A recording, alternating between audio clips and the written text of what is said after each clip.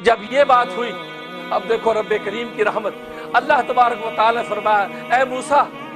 موسیٰ اس قارون نے تجھے 70 مرتبہ پکارا، 70 مرتبہ تجھے فریاد کی، 70 مرتبہ تجھے کہا کہ مجھے معاف کر دے، مجھے معاف کر دے۔ قسم ہے میری عزت و جلال کی، میری عزت و جلال کی قسم، میری ذات کی قسم ہے، اگر قارون ایک مرتبہ مجھے پکار لیتا تو میں اسی وقت اس کی مدد کر دیتا،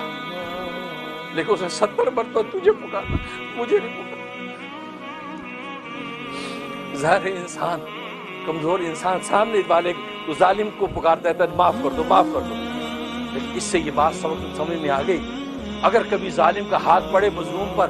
مظلوم اس ظالم سے فریاد کر رہا ہے نا میرے چھوٹے چھوٹے بچے مجھے معاف نہیں، اس کے بجائے خدا کو پکارو،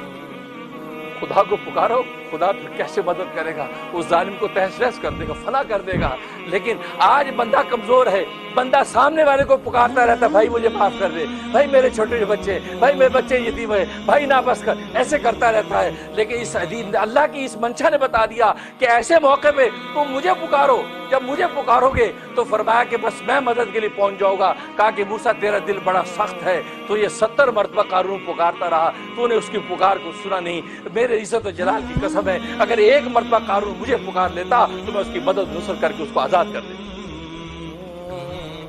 اور اس کے بعد کیا کہا کہ موسیٰ آج کے بعد میں نے طے کر لیا ہے اب میں زمین کو کسی دوسرے کے قبضے میں کبھی نہیں دوں گا، کہ میں نے مخلوق کے قبضے میں زمین دی، کہ مخلوق کا ظرف وہ نہیں ہوتا